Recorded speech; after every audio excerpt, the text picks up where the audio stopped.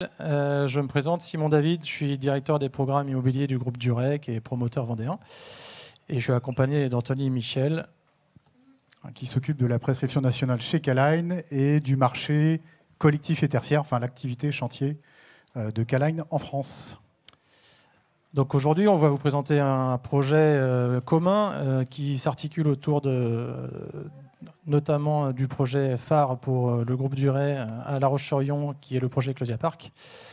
Un rapide rappel, le groupe Durec, c'est 150 collaborateurs à peu près. Oui, c'est ça.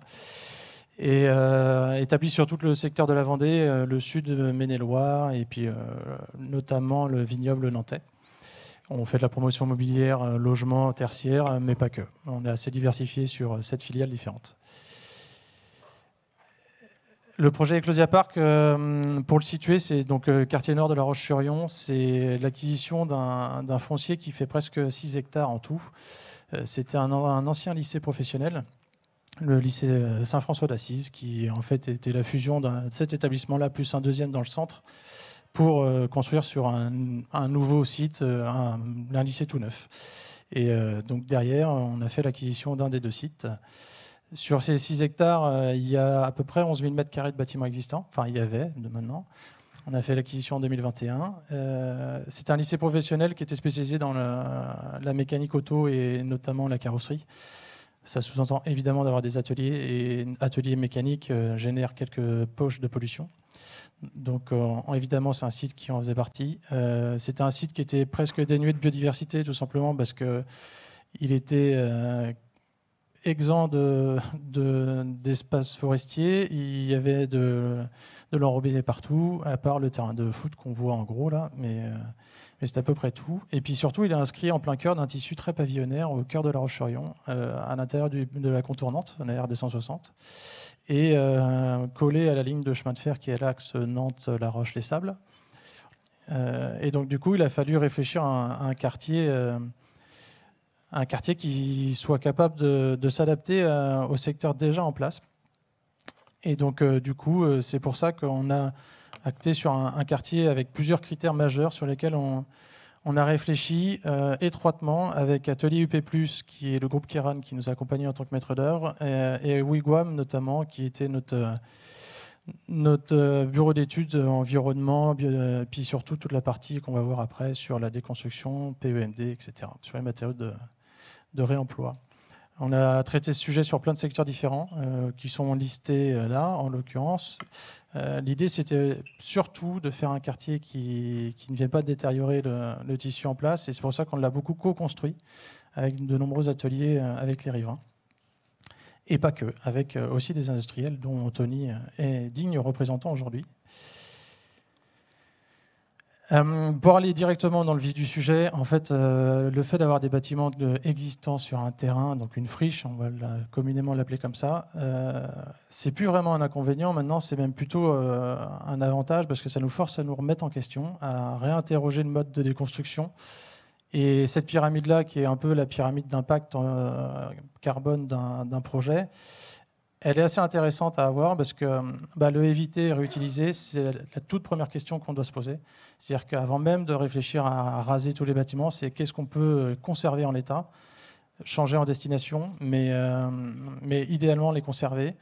Quand on ne peut pas, c'est comment on peut les déposer convenablement. Donc ça veut dire mettre en place aussi toute une réflexion de recensement qu'est le PEMD. Mais il y a 2 ans, le PEMD, c'était un peu atypique.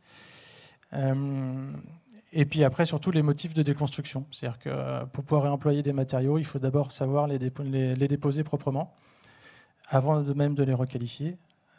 Après, la valorisation, et c'est là une autre manière d'utiliser le matériau, le détourner de sa notion première. En exemple, par exemple, on a dans l'aménagement extérieur une passerelle qui fait le pont entre des bassins de rétention d'eau. On a des IPN qui ont été déposés d'une charpente. Plutôt que de les réutiliser en charpente métallique de toiture, on va plutôt les requalifier, les réutiliser en charpente structurelle pour tenir la passerelle qui demain fera le pont. Enfin, ce n'est pas sa destination première initiale, mais on trouve d'autres filières, d'autres exutoires différents. La valorisation, mais on va en parler après, et le recyclage aussi. En gros, là, c'était la partie initiale, d'identifier les bâtiments conservés ou pas. Ça restait des constructions des années 60, 70, 80, assez vétustes parce que le projet de réhabilitation, enfin de recomposition du nouveau lycée a pris plus de 10 ans à émerger, ce qui fait que du coup l'établissement n'a pas investi dans un entretien majeur de son bâti avant de nous le céder. Donc en vert, c'est que les parties de bâtiments qu'on a malheureusement conservées, donc ça représente à peu près 2000 m² sur les 11 000. Le reste a été déconstruit à l'heure actuelle dans sa grande majorité. Et on parle de déconstruction parce qu'en fait, on a fait tout un travail justement sur identifier les matériaux de réemploi ou de recyclage. Le réemploi, voilà des exemples typiques, les dalles de faux plafond. On a un peu de manière empirique appris à les déposer proprement, c'est presque simple. Ça, c'est pas une vraie question. La vraie question, ça a été plus la logistique et le stockage qui vont derrière.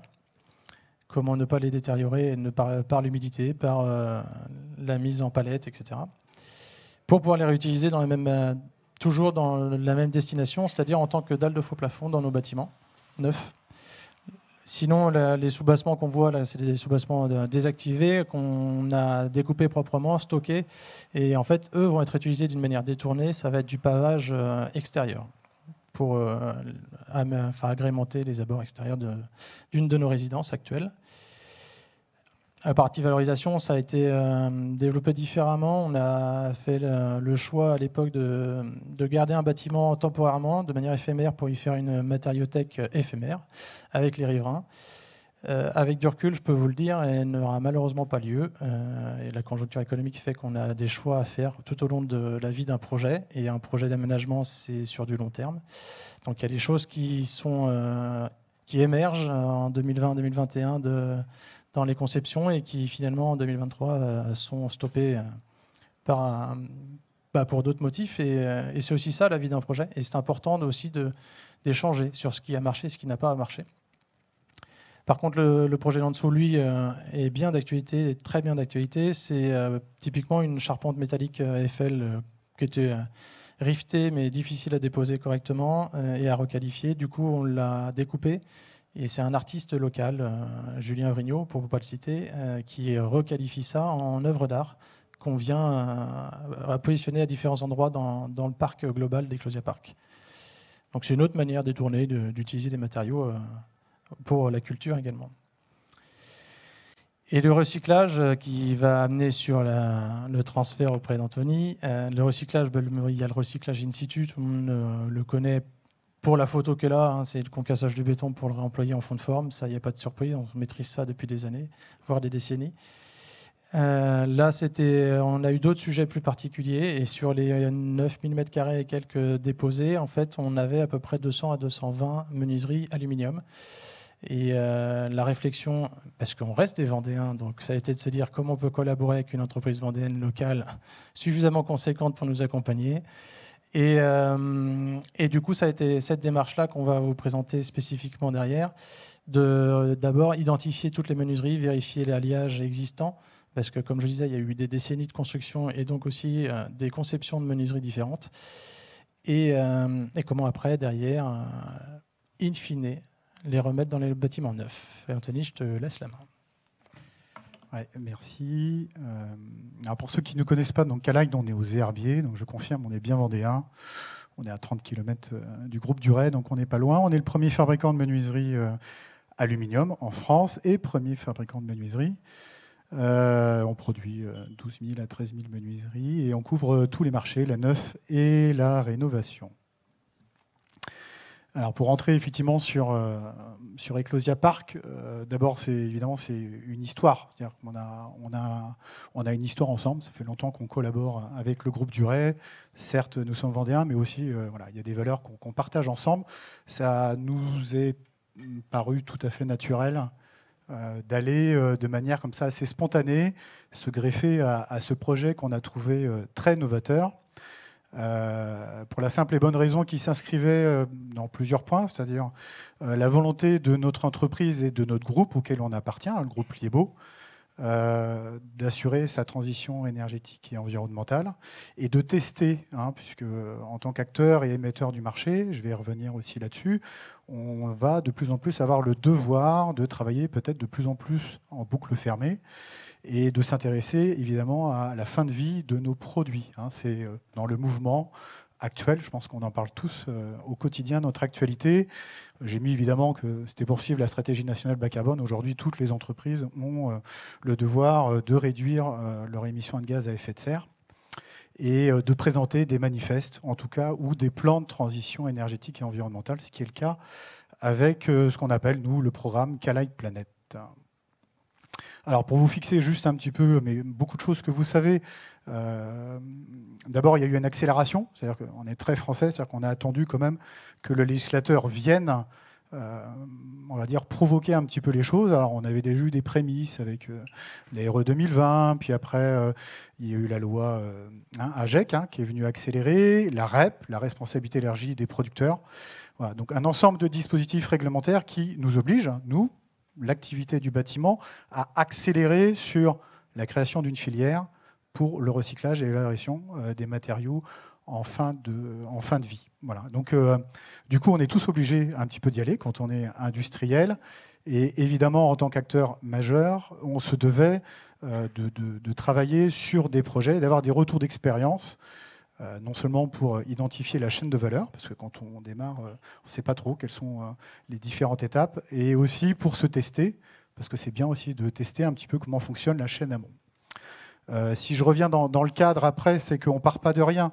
Peut-être que vous ne le savez pas, mais la filière aluminium, elle est déjà existante. On parle un petit peu de choses parfois qu'on découvre, mais la filière déjà est structurée, elle existe. Les matériaux issus de la déconstruction et à base d'aluminium sont déjà recyclés en partie. Le problème, c'est qu'ils sortent de notre territoire. Voilà, c'est que ça part ailleurs et on n'a pas de traçabilité, c'est-à-dire qu'on ne sait pas où ça va. Voilà, c'est à peu près 500 000 tonnes par an. Mais ce qui concerne donc uniquement le bâtiment, il y a déjà un cycle de reprise qui est effectué dans les déchetteries via des massificateurs sur Nantes, Paprec par exemple, pour ne pas les nommer, collectent déjà donc, tout ce qui est les menuiseries aluminium. Et quand vous savez qu'entre l'aluminium primaire, donc issu de la fabrication classique, et l'aluminium secondaire, on économise 95% de CO2, je ne vous fais pas de dessin, c'est juste obligatoire d'aller vers davantage d'aluminium secondaire issu de la déconstruction pour pouvoir respecter un petit peu plus notre environnement. Donc si je reviens sur Eclosia Park, alors évidemment on a été participant sur la deuxième partie, c'est-à-dire toute la partie amont, voilà, c'est Simon qui s'en est occupé. Nous on est venu se greffer après le diagnostic de Wigwam, du coup pour la partie des menuiseries aluminium. Il n'y avait pas que des menuiseries aluminium, il y avait du PVC, il y avait du bois. Simon l'a dit tout à l'heure, c'est-à-dire qu'il faut avoir un petit peu de bon sens, même si on est dans une logique économique de développement d'un foncier important qui est amené à se renouveler et à accueillir des habitants. La logique, c'était d'appliquer à peu près à tous les produits ce qu'il a appliqué à peu près à tout ce qui était dans la matériothèque. Alors pour la menuiserie, c'est pas simple, parce que la menuiserie aluminium, ça reste de la menuiserie aluminium. Par exemple, pour la menuiserie bois, sauf faire de ma part, c'est devenu peut-être des carrés potagers, où je crois que c'est passé en distribution intérieure, où sera la possibilité de passer sur la distribution intérieure. Et puis tout ce qui ne pouvait pas, donc à base d'aluminium, il y en a eu quand même pas mal. C'était des menuiseries qui dataient des années 60, 70. Ça venait un petit peu de tous les fabricants. Il y en a qui existent, il y en a qui n'existent plus. Et donc du coup, c'était l'occasion un petit peu de les tester hors site. Donc nous, d'aller jouer notre rôle d'industriel et de tester notre boucle à l'intérieur de notre process pour voir comment ça fonctionne. Donc on va essayer de mettre en place cette boucle que je vous montre.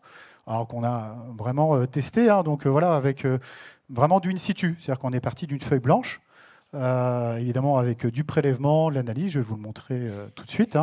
Voilà, parce qu'on va être l'opérateur principal, donc on a été faire des contrôles, on a fait des prélèvements sur les menuiseries, parce que l'aluminium c'est de l'alliage, donc il fallait contrôler que l'alliage qu'on prélevait était conforme, en tout cas pour retourner dans de l'aluminium bâtiment, parce que si ce n'était pas le cas, ça peut retourner dans une filière, pour faire des canettes de coca.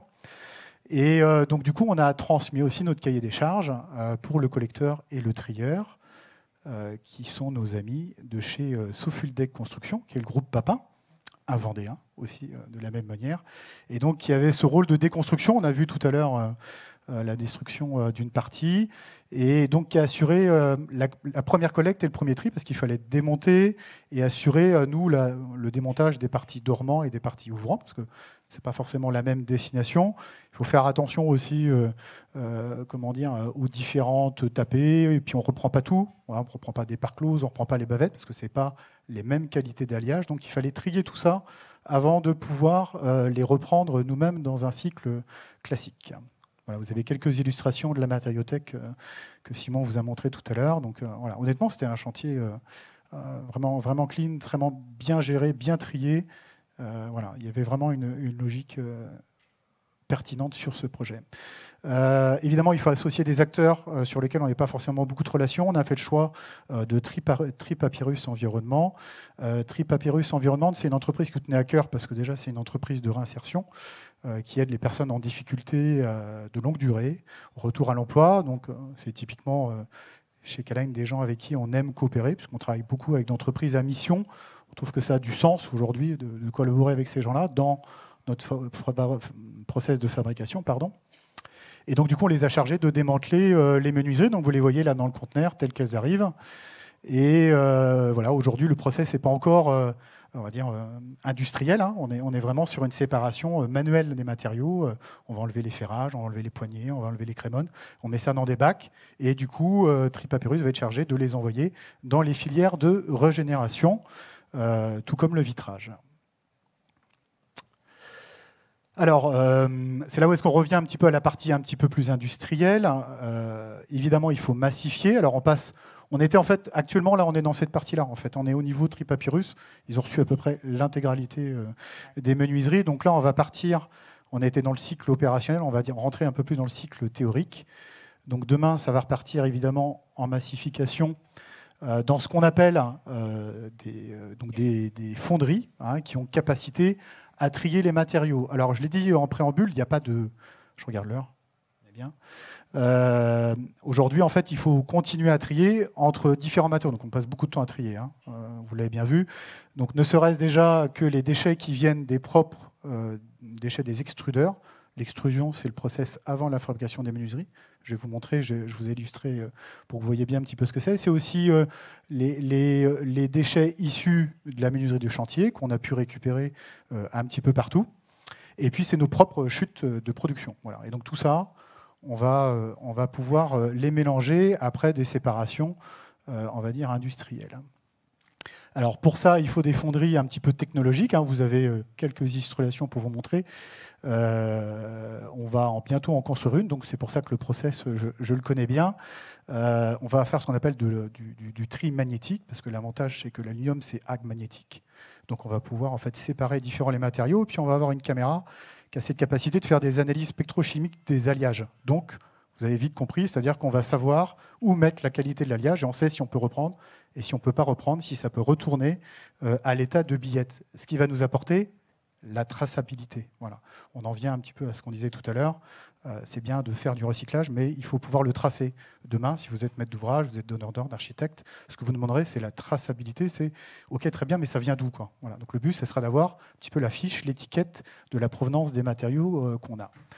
Après, évidemment, il y a une phase industrielle lourde qui est ce qu'on appelle le délaquage pour l'aluminium. C'est-à-dire qu'on va enlever la couche, avec une montée en température. Donc on va décoller le laquage des matériaux, et puis on va revenir à un matériau brut qui va être prêt pour partir à la fonderie et qui va nous permettre de réaliser de nouvelles billettes. Aujourd'hui, il n'y en a pas beaucoup en France. Il n'y a qu'un seul site, comme je l'ai dit, tout part vers l'extérieur, une grande partie. Il y a un acteur majeur qui se trouve du côté de la région parisienne, qui a capacité aujourd'hui à retraiter. Donc on trouvait chez Caline et le groupe Liebo important d'investir, et c'est pour ça qu'on va construire une fonderie bas carbone à Saint-Hermine, donc à 25 km des usines Caline. Donc c'est une usine groupe, donc elle pourra récupérer, parce que j'ai mon cousin qui est dans la salle, qui pourra aussi récupérer les propres déchets de production. Et l'enjeu de cette usine, c'est de récupérer de l'aluminium et d'en faire un aluminium bas carbone. Donc ce que je suis en train de vous dire, c'est qu'on va tout doucement vers l'aluminium secondaire. On va prendre du temps, je l'expliquais tout à l'heure sur le salon, ça ne peut pas se faire tout de suite. C'est-à-dire qu'il faut que déjà l'usine collecte et massifie, donc il faut qu'on ait du gisement, donc il faut que la REP fonctionne, c'est-à-dire qu'il faut qu'on arrive à collecter, il faut que les acteurs jouent le jeu, et du coup, nous, on pourra collecter. Plus on pourra collecter, plus on pourra réinjecter de l'aluminium secondaire dans les billettes et aller vers de l'aluminium bas carbone, qui ne vient pas donc du coup d'un cycle classique industriel ou chimique, puisque vous savez que l'aluminium, la matière première, c'est la bauxite, et qu'il y a différents process industriels qui génèrent quand même des émissions fortes de gaz à effet de serre. Donc plus on va vers ça, plus on est vertueux. Voilà. Ça sera l'occasion d'embaucher des personnes. Donc voilà, tout ça, ça va dans le bon sens. Et on aura plaisir, en tout cas pour les acteurs du bâtiment, si vous souhaitez visiter, puisqu'on fait visiter d'une manière assez classique et récurrente nos outils de production. L'idée, c'est de mettre en place ça en fin 2024, début 2025, très prochainement. Alors, on revient sur le cycle cycle. Vous avez vu, on a fabriqué, donc on peut imaginer qu'on aura de la billette bas carbone. Alors, 60-70% d'aluminium secondaire dans cette billette. Je vous ai parlé de l'extrusion. Alors, c'est juste après pour votre culture, parce qu'après, on est dans le process classique de la menuiserie aluminium. Donc, on pousse cette billette qu'on va ramollir, donc qui va chauffer. Et du coup, on va l'étirer à travers un disque qu'on appelle une filière, et on va tirer dessus. Voilà, et ça fait un profil. Chaque industriel de la menuiserie possède ses filières et donc développe ses profils. C'est le cas chez K-Line, nous sommes propriétaires de nos filières. Et donc, nous avons notre propre extrusion là-dessus. Donc, évidemment, ça nous permet, une fois que les profils sont passés, de refabriquer de belles menuiseries prêtes à poser. Évidemment, demain et après-demain, de plus en plus bas carbone. Et évidemment, avec les labels qui iront bien. Aujourd'hui, on a l'origine France Garantie, c'est normal, on produit en France chez K-Line, mais aussi des logos que vous êtes un petit peu moins habitués. Vous l'avez vu sur mon slide de départ. La démarche ALU+, c'est moins, qui est déjà quand même un premier levier. L'ALU+, c'est moins, c'est un petit label que vous trouvez chez K-Line et chez les autres fabricants d'aluminium. C'est déjà de l'achat un petit peu plus responsable, c'est-à-dire que c'est l'aluminium européen. Parce que vous n'avez pas tout le temps de l'aluminium européen. Donc le carbone est déjà inférieur par rapport à l'aluminium que vous pouvez trouver ailleurs. Voilà. Donc dès que vous avez ce petit logo ALU+, c'est moins, c'est déjà un gage d'un premier pas de responsabilité environnementale faite par les industriels. Voilà. Donc j'en ai terminé, on va vous laisser nous poser des questions. Voilà. Donc l'idée, c'était d'expérimenter avec le groupe Duret, nous, cette boucle, cette chaîne de valeur, et puis aussi de pouvoir tester nos propres intervenants en amont, puisque si vous venez me voir, après, je vous expliquerai un petit peu le plan de transition environnementale.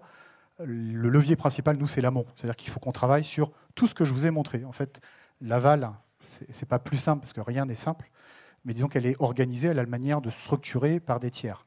Nous, il faut qu'on embarque tout le monde, et quand on fait de la menuiserie prête à poser, vous avez du vitrage, vous avez des parts closes, des plustures, vous avez du plastique, vous avez des ruptures thermiques, vous avez différents accessoires, de l'acier. Donc voilà, il faut qu'on embarque tout le monde. Donc c'est un long chemin qu'on a décidé de prendre. Et voilà, donc je remercie le groupe Duret qui nous a fait confiance, en tout cas, pour ce projet. On vous laisse vous poser les questions. Merci beaucoup.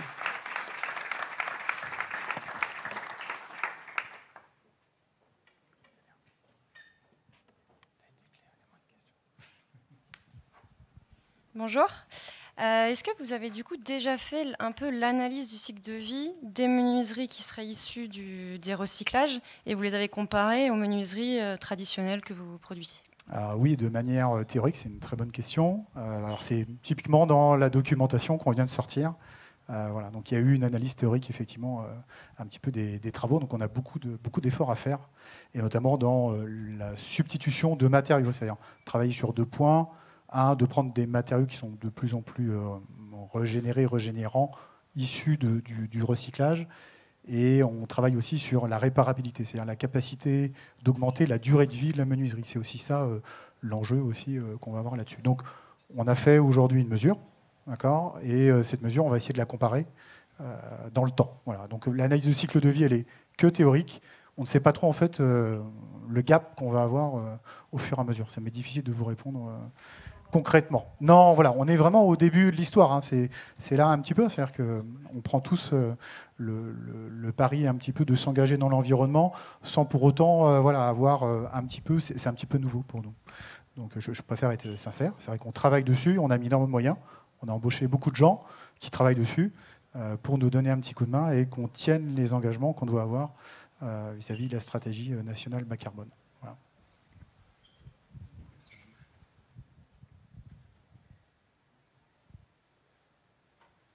C'est qu'on a été clair, du coup, ça a été super clair, Simon. Bonjour. Quel pourcentage de menuiserie est-ce que vous faites en aluminium recyclé aujourd'hui et quels sont vos objectifs à l'avenir? Alors, je ne peux pas le dire aujourd'hui, en fait. On n'a pas de... Enfin, l'aluminium recyclé, je suis incapable... Enfin, on parle de moyenne. Voilà. Donc, je l'ai dit, à peu près 40-45% peuvent être... Allez, c'est dit un petit peu via les fabricants qui sont adhérents au SNFA. Je parle sous couvert d'un de mes collègues. Voilà, donc à peu près, vous avez 40 à 45 millions d'aluminium secondaire aujourd'hui dans une menuiserie, pas que Caline, parce que je parle aussi pour mes concurrents, mais néanmoins confrères. Voilà, donc on est tous à peu près au même niveau. Donc l'enjeu, c'est de monter. Et comment on fait pour monter? Il faut faire de l'intégration. C'est le choix qu'on fait à travers cette fonderie qui va nous permettre peut-être d'atteindre progressivement 60, 70, 80%. On ne pourra jamais aller, par contre, c'est la question, on n'ira jamais à 100%. Parce qu'on a besoin, on a dit, c'est un alliage, donc on aura des corrections, et il nous faudra toujours un peu d'aluminium primaire. C'est valable dans d'autres industries, donc il faut toujours qu'on ait un petit peu de matériaux. Donc ça sera dur d'aller à 100%, mais on s'en approchera. Je pense déjà qu'on aura franchi ce cap-là, on aura énormément progressé. Oui, bonjour. Je voulais savoir, est-ce que vous avez estimé le temps supplémentaire que nécessite toute cette phase de récupération, recyclage par rapport à un chantier classique? Alors, je vais vous répondre par une pirouette, c'est-à-dire qu'il valait mieux pas qu'on l'évalue. Parce que quand je vous ai dit chaîne de valeur, en fait, oui, c'est pas... Enfin, je crois d'ailleurs c'est un petit peu tout le débat qu'on a sur Energy Meeting, c'est-à-dire c'est de transformer un petit peu ce coût demain en profit. Voilà, donc aujourd'hui, c'est un coût. Voilà, donc, ça a été des heures, c'est du temps, c'est du transport. Voilà, donc vous voyez, il faut qu'on travaille aussi là-dessus. Donc voilà, c'est pas forcément pas la meilleure manière d'optimiser. Et encore, quand je vous ai dit, nous on est en Vendée, le circuit n'a pas été loin. Vous voyez, Tri-Papyrus, ils sont du côté de Saint-Gilles-Croix-de-Vie, donc c'est pas loin. Donc du chantier à La Roche-sur-Yon, chez Caline, aux Herbiers, en allant à Saint-Gilles, on va dire déjà qu'en termes de transport, on n'était pas trop mal. Donc les temps de trajet étaient quand même, je pense, considérablement réduits. Voilà. Après, il valait mieux pas regarder. Le but était vraiment d'expérimenter. Donc on a fait fi un petit peu. On savait que ça ne serait pas, mais le but n'était pas là. Le but, c'était de remonter la chaîne du promoteur, constructeur, qui dispose d'un foncier avec un existant, et on remonte jusqu'au haut, on remonte jusqu'à la fonderie, et on voit chaque étape. Voilà. On n'a pas regardé les coûts qu'on a pris en charge pour la partie qui sort du chantier, ce qui était normal et légitime. Voilà. Mais on cherche évidemment à s'optimiser là-dessus. Voilà. Donc j'ai pas réellement de recul sur du temps, puisqu'en fait le chantier vit sa vie. Simon l'a dit tout à l'heure, donc on ne perd pas non plus de temps. On fait au bon moment. Ouais. On ne lui a pas mis la pression. J'imaginais bien que cette question m'était adressée aussi. D'un point de vue promoteur aménageur, dans le cadre de ce quartier-là, on l'a pas quantifié totalement, mais on a pris 2 mois de plus en tout sur le global, sur la déconstruction initiée. Alors, elle peut être due au mode de déconstruction, elle peut aussi être due à une période conjoncturelle qui fait qu'on a des entreprises moins disponibles et donc du coup, c'est difficile de dire que c'est uniquement le mode de déconstruction qui a généré ce décalage dans le temps. Et je préfère couper court tout de suite à une autre question qui ressort assez régulièrement. Oui, ça coûte un petit peu plus cher, de l'ordre de 5%, par rapport à une déconstruction classique. On le fait, là, elle coûte plus cher, tout simplement parce que pour nous, elle était aussi un moyen de monter en compétences. Donc c'est un investissement qui était plus ou moins mesuré. Enfin, 5%, on reste quand même de l'ordre de quelque chose de contenable. Mais à côté de ça, c'était une montée en compétences de nous, des partenaires industriels et aussi des partenaires de chantier. Parce qu'à l'heure actuelle, personne ne forme nos ouvriers et donc indirectement nos collaborateurs à déconstruire. Donc il faut des chantiers types de tests. Et bon, voilà, nous, c'était notre initiative. Bonjour. Est-ce que le fait de vous être intéressé à la déconstruction et au recyclage des menuiseries, par exemple, ça vous a fait revoir la conception et la façon de les poser ? La conception des menuiseries? C'est une excellente question. Alors, oui et non. J'ai parlé un petit peu de réparabilité tout à l'heure. Par contre, c'est un sujet qu'on avait un petit peu anticipé. Ce n'est pas le retour d'expérience qu'on a avec Eclosia Park qui nous fait aujourd'hui changer de trajectoire. Je disais, il faut aller aussi vers des produits. Je n'aime pas du tout le terme d'obsolescence parce qu'il n'y en a pas du tout dans la menuiserie. On fait plutôt des produits qui ont vocation à durer dans le temps. Mais par contre, l'idée, c'est d'avoir on va dire une vulgarisation de la manière de réparer. Je ne sais pas si vous essayez déjà de réparer une fenêtre. Voilà, il faut passer par un pro, quoi. Donc demain, peut-être, je peux changer une poignée de manière plus simple. Je peux changer un petit pivot parce que mon oscillobattant s'est bloqué. Ça, c'est des réflexions qu'on peut avoir. Mais ce n'est pas lié aujourd'hui, très clairement, au retour d'expérience qui a été fait. Si c'est bien adressé, dès lors qu'elle passe en usine et qu'elle revienne en menuiserie neuve, pour le coup, non. Par contre, ça réinterroge sur, alors pas sur les menuiseries, parce que c'est compliqué d'un point de vue thermique de les réemployer en l'état, une fois déposés, de les reprendre. Mais ça réinterroge quand même sur notre mode de construction en tant que promoteur immobilier, parce qu'il y a d'autres matériaux qu'on réintègre dans des bâtiments, et forcément, ça met une contrainte, peut-être même pas pour nous en tant que promoteurs, mais plus pour les architectes qui nous accompagnent, parce qu'on vient avec un matériau fini, qui a une forme bien spécifique, et qui doivent intégrer dans un projet de création. Donc c'est mettre une contrainte complémentaire. Et quand c'est dès le départ, c'est peut-être presque plus facile. Quand c'est rajouté en cours de route, ça devient la croix de la bannière. Donc oui, ça réinterroge toute la chaîne de conception, ouais, forcément.